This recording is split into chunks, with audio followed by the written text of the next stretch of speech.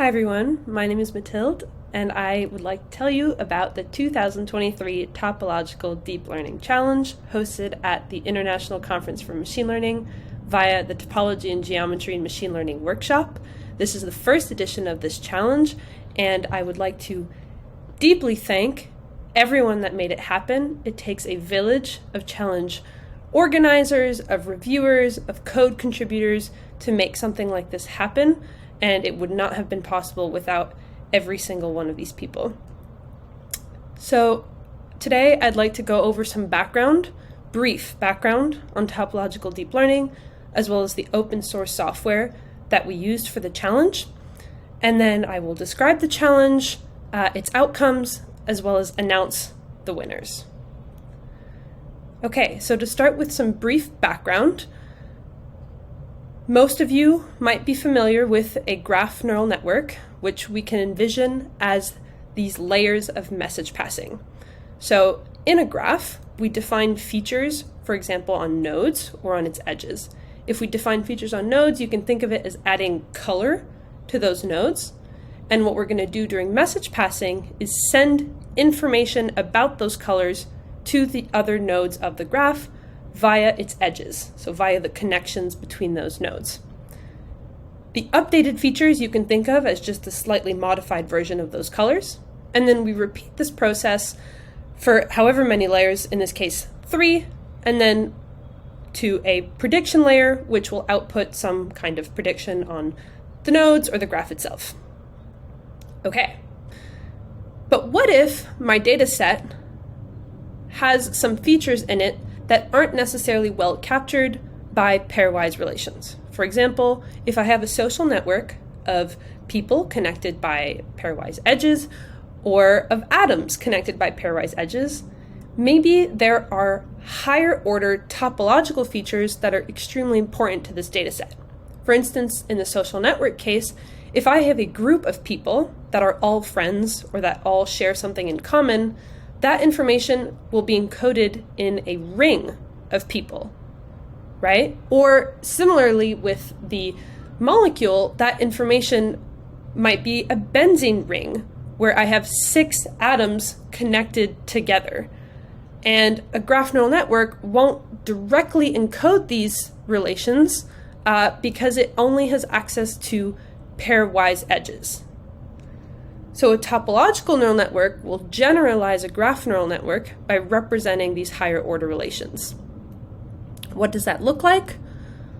Well, it looks the same as a graph neural network, except now we say that the domain has changed. So instead of having pairwise relations between our nodes, we have access to all these new relationships. For example, here you can see that 3 nodes can be connected by one edge, or 4 nodes can be connected by one edge. Our relations can have different colors. They can have a hierarchy. Moving forward, I'll be using the word cell to denote a node, an edge, a surface in a topological neural network. All of these things are cells, and we say that they have different rank. So a node is a cell of rank 0, an edge is a cell of rank 1, a surface is a cell of rank 2, and so on and so forth. Okay, so now that we've seen kind of what a topological neural network looks like compared to a graph neural network, let's discuss these domains in greater detail. So as I mentioned earlier, a graph normally only has access to pairwise relations. So we say that it is a traditional discrete domain. In topological deep learning, we have access to more relations. For example, part-whole relations, which are these geometric relations that allow us to define surfaces and volumes that are bounded by our edges. So for example, in the case of the simplicial complex, our edges can bound new relations that we'll call surfaces. In this case, they're all triangles. And they in turn can bound relations that we will call volumes. In the cellular complex case, things are a little bit more general, so we are no longer constrained to triangles. We can have squares, octagons, so on and so forth, constrained by edges. In the set type relation case, we have all the flexibility in the world to connect whatever nodes we want to connect in however much quantity we want.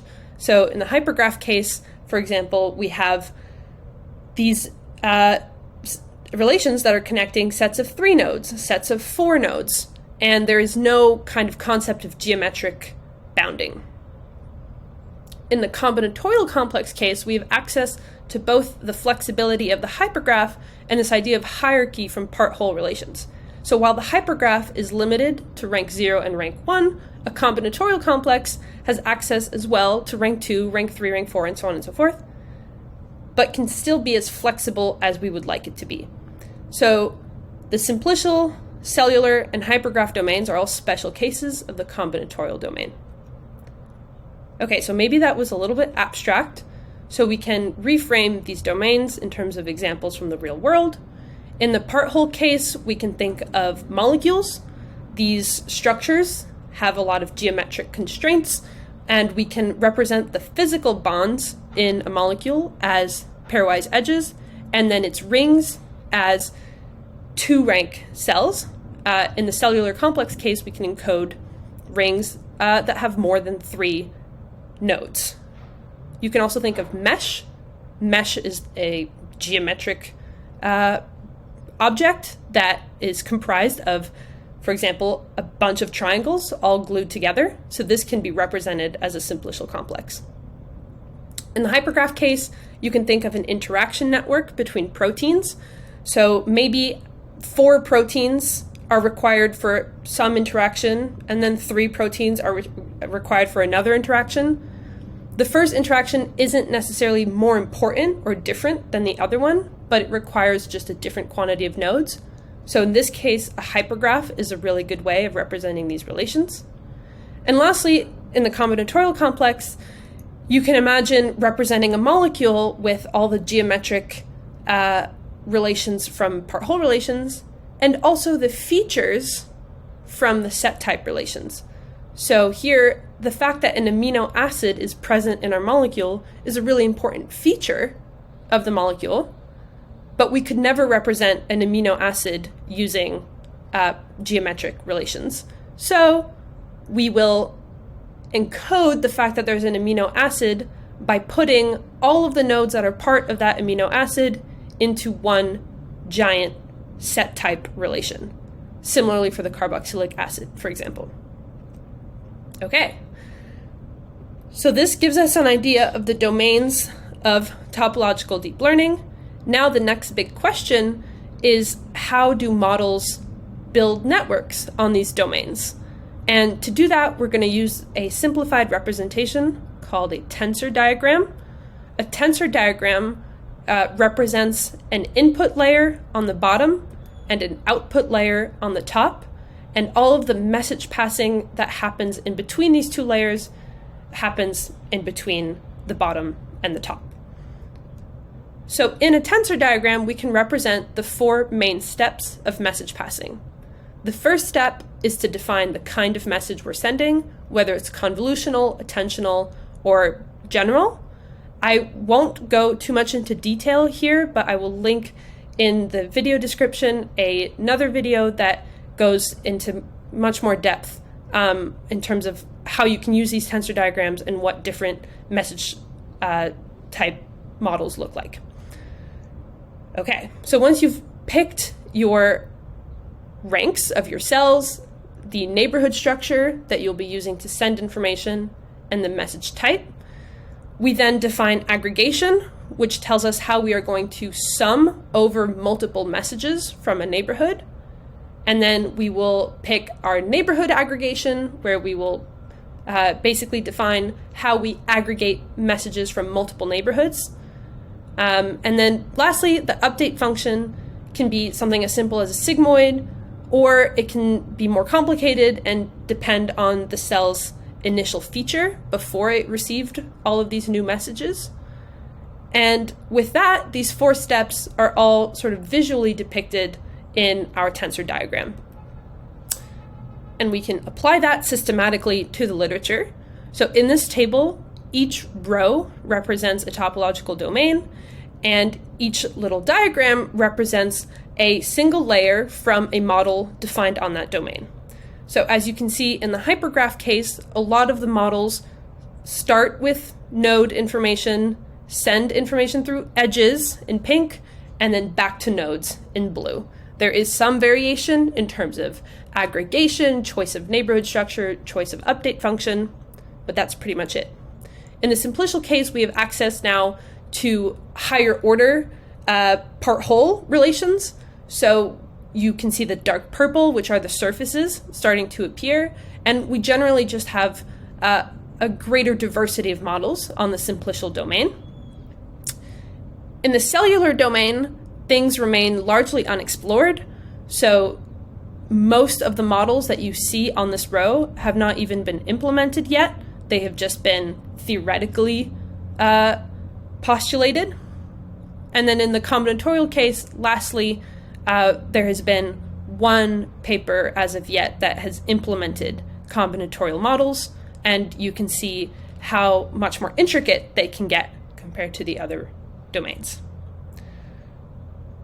Okay, so it's wonderful to have such a diverse zoo of models that can be trained for a wide variety of applications. However, the field suffers from a lack of overall model comparison. So this table lists every single model that we saw in the slide previously and tells you how they were compared. So in green, GNN state of the art means that the model was only compared against graph neural networks. And in pink, that tells you the model was compared against other topological neural networks, but almost always they are only compared to other topological neural networks on their own domain. So for example, a hypergraph model will only compare itself to other hypergraph models, and we won't know how it would compare to a simplicial model defined on the same task, for example. So overall, we can see that the field is fast growing and very diverse, but requires systematic model comparisons and benchmarking in order to make it accessible for the future. If we want practitioners to be able to pull models from topological deep learning without thinking too much about all the different models to test, it's really important that we have these interdomain and intra-domain comparisons. So with that, I'd like to introduce the open source software that we have built to help make this possible. The idea of PyTeam, which is a project on GitHub, is to provide open source software that can implement all of these models in all of these domains and be able to compare them pretty easily. So TopoNetX takes care of data processing on these topological domains, and TopoModelX takes care of actually building the neural networks. So we will be focusing on TopoModelX. I'd like to highlight how much work goes into building, coming up with, building, and then adapting for a challenge such a package. So thank you to everyone who has made that possible. Okay, so this is TopoModelX. In TopoModelX, we give you all of the tools you need to draw a tensor diagram. You can think of it that way. So in base, there are all of the message passing types as well as the aggregation functions that you might need to be able to build a single layer of a model in NN. So for example, here, the CCXN layer looks like edges and nodes sending information through two different neighborhood structures to edges with an update function. All of these little pieces of the diagram are actually contained in TopoModelX base. So we can build a layer that way. And then in tutorials, we would stack in a Jupyter notebook all of these layers, as well as define some prediction layer and define a training mechanism. And then I would also like to highlight that TopoModelX is fully unit tested and respects GitHub Action Workflow. All right, so on to the challenge. The The challenge was announced about 2 months ago, open to everyone and anyone. The goal was to foster reproducible research in topological deep learning by crowdsourcing the open source implementation of neural networks on topological domains, and to do so, we used TopoModelX. One submission to the challenge meant one implementation of a pre-existing model in a pull request to TopoModelX. Anyone who submitted a qualifying submission was guaranteed authorship on a white paper in the workshop proceedings, and the top 2 implementations per domain will be offered co-authorship on a software submission to the Journal of Machine Learning Research. For evaluation, we had participants and a panel of invited reviewers from the community vote for their top 2 implementations in each domain, according to code quality, the respect of the original model, and the respect of TopoModelX's API. I'd like to highlight that none of these criteria speak to model performance, because our focus was to implement models rather than perfect them and modify them. Okay, so this is what one submission looks like. It's a pull request that contains 3 files. One file defining a layer of the model, so CCXN_layer. One file that performs training on this model for the task that the original paper had intended. And finally, a unit test layer model. Outcomes. So we received a total of 32 submissions, which was very exciting. 28 qualified for the competition and covered a wide variety of pre-existing models, specifically 24. Among the qualifying submissions, you can see the split here on the right. It was mostly between simplicial and hypergraph, with a few combinatorial and cellular models. This was to be expected, as those last 2 models are tougher to implement. We had 34 participants involved in total from 23 institutions across the world, and 17 teams of the 18 teams voted, and 9 external reviewers also voted. We got also great feedback from participants on how to improve the challenge for next year, and it was also really meaningful to see how participants had been able to learn more about topological deep learning and get experience with open source software. All right, so moving on to the exciting part, the winners and the honorable mentions. I'd like to remind you that there are 4 domains and there are 2 winners per domain, so that's 8 winning submissions in total. Starting with the hypergraph domain, congratulations to Luca Scofano, Claudio Battiloro, Guillermo Bernandez, Simone Fiorino, Indro Spinelli, Simone Scarpani, Lev Telietnikov, and Olga Zagin for implementing All-Set Transformer. And congratulations to Sadruddin Barikbin for implementing hypergraph message passing neural network and receiving 2nd place. In the simplicial domain, again, congratulations to the University of Roma team for implementing the Simplicial Attention Network, or SAN, and congratulations to Odin Hofgarda for implementing the Simplicial Complex Net SCONE and receiving 2nd place. In the cellular domain, congratulations again to the University of Roma team for implementing the Cell Attention Network, and congratulations to Dmitry Gavrilev, Gleb Bazanov, and Suraj Singh for implementing the CW network and receiving 2nd place. And last but not least, the combinatorial domain, congratulations to Ruben Ballister, Manuel Leca, and Sergio Escalera for implementing the Higher Order Attention Network, or HONE, and congratulations to Aidan Brent for also implementing HONE. We received so many excellent submissions, and we really thought that we should highlight some more of these submissions, especially in the simplicial and hypergraph domains. So some honorable mentions. Congratulations to Jens Agerberg, George Bachman, and Pavlo Melnik for implementing SCCN. Congratulations to Aidan Brent for implementing the simplicial complex autoencoder. Congratulations to Alessandro Salatiello for implementing the hypergraph network with hyperedge neurons. And finally, congratulations to Alexander Nikitin for implementing UniGCN.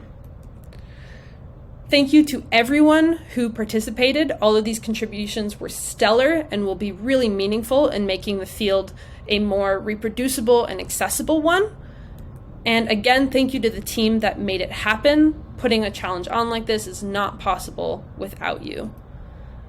And that concludes the first edition of the Topological Deep Learning Challenge. Thank you.